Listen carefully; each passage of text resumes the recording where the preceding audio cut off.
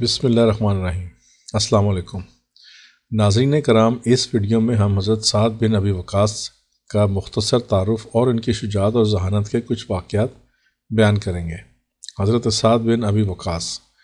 ناظرین کرام، ایک دفعہ حضرت سعد بن ابی وقاص رضی اللہ تعالی عنہ اہل اسلام کے ساتھ ایک گھاٹی میں نماز ادا کر رہے تھے کہ ناگہاں مشرکین کا ایک گروہ ادھر آ نکلا۔ ان کو مصروف عبادت دیکھ کر یہ لوگ سیخ پا ہو گئے اور انہیں برا بھلا کہنے لگے۔ تلخ کلامی بڑھی تو نوبت ہاتھا پائی تک جا پہنچی۔ حضرت سعد بن ابی وقاص رضی اللہ تعالی عنہ کے ہاتھ میں کسی مردہ اونٹ کے جبڑے کی ہڈی آ گئی۔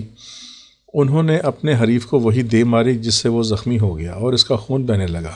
یہ حضرت سعد کی شجاعت و بصالت کا منہ بولتا ثبوت ہے۔ اسی لیے تو جان دو عالم صلی اللہ علیہ وسلم ان پر ناز کیا کرتے تھے اور ان کی طرف اشارہ کر کے فرمایا کرتے تھے، یہ میرے ماموں ہیں، کوئی دکھائے تو صحیح ایسا ماموں، کیونکہ ان کا تعلق خاندان بنی زہرہ سے تھا اور جان دو عالم صلی اللہ علیہ وسلم کی والدہ ماجدہ بھی اسی خاندان سے تھیں۔ اسی مناسبت سے صلی اللہ علیہ وسلم ان کو اپنا ماموں کہا کرتے تھے۔ ماموں قرار دینے کے علاوہ ان کو لب ہائے رسالت نے ایک ایسا اعزاز سے نوازا کہ اس پر حضرت سعد رضی اللہ تعالیٰ عنہ جتنا بھی ناز کریں کم ہے۔ یہ کارزار احد کا واقعہ ہے جب جان دو عالم صلی اللہ علیہ وسلم کفار کے نرغے میں آ گئے تھے اور حضرت سعد رضی اللہ تعالیٰ عنہ آپ کا دفاع کر رہے تھے۔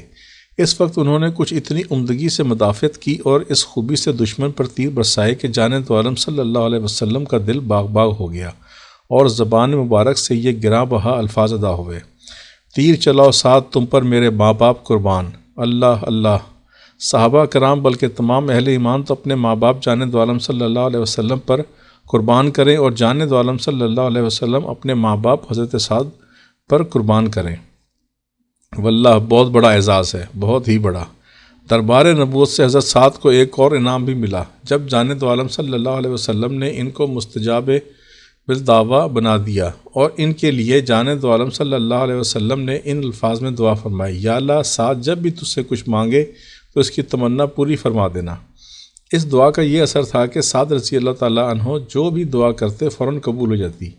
ایک دفعہ سعد نے کچھ لوگوں کو ایک سوار کے گرد کھڑے دیکھا تو حضرت سعد نے پوچھا کہ کیا بات ہے، تو بتایا گیا کہ یہ سوار حضرت علی رضی اللہ تعالیٰ عنہ کی شان میں گستاخی کر رہا ہے اور ان کو گالیاں دے رہا ہے، معاذ اللہ۔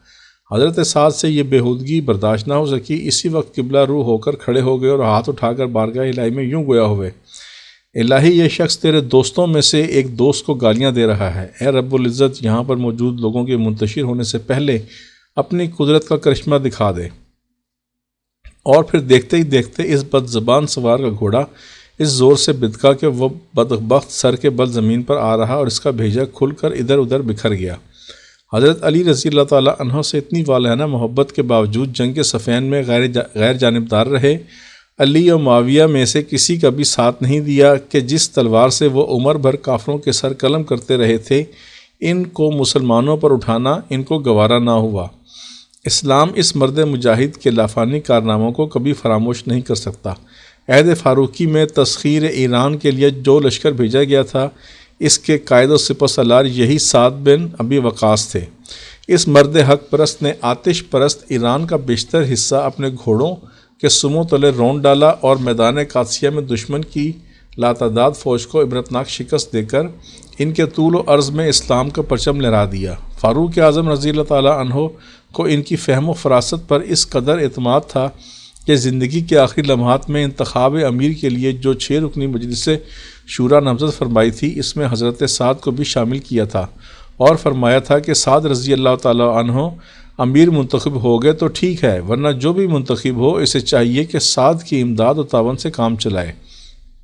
ملک کے فارس کو نور ایمان سے منور کرنے والا یہ آفتاب ہدایت 55 ہجری کو غروب ہو گیا۔ وفات سے چند لمحے پیشتر ایک پرانا اونی جبہ نکلوایا اور وصیت کی کہ مجھے اس کا کفن پہنایا جائے، کیونکہ یہ وہ یادگار جبہ ہے جس کو پہن کر میں غزوہ بدر میں مشرکین کے ساتھ جہاد کیا کرتا تھا۔ یہ اہتمام انہوں نے اپنی مغفرت کے لیے نہیں کیا تھا، کیونکہ وہ تو ان 10 خوش نصیبوں عشرہ مبشرہ میں سے ہیں جن کے جنتی ہونے کا اعلان زبان رسالت نے خود کیا تھا، بلکہ یہ اہتمام شاید اس لیے تھا کہ بارگاہ الہی میں حاضری اس ناز و انداز سے ہو کہ حق و باطل کے اولین مارکے میں شمولیت کی نشانی تن پر سجی ہو۔ اللہم صلی علی سیدنا محمد۔ ناظرین کرام، اگر ویڈیو پسند آئی ہو تو لائک کریں، سبسکرائب کریں، بیل آئیکن پر کلک کریں تاکہ ہم سب سرکار دو عالم صلی اللہ علیہ وسلم کی ذات اقدس کے بارے میں زیادہ سے زیادہ جان سکیں اور نئے آنے والی ویڈیو کے بارے میں آپ کو مطلع کر سکیں۔ شکریہ، اللہ حافظ۔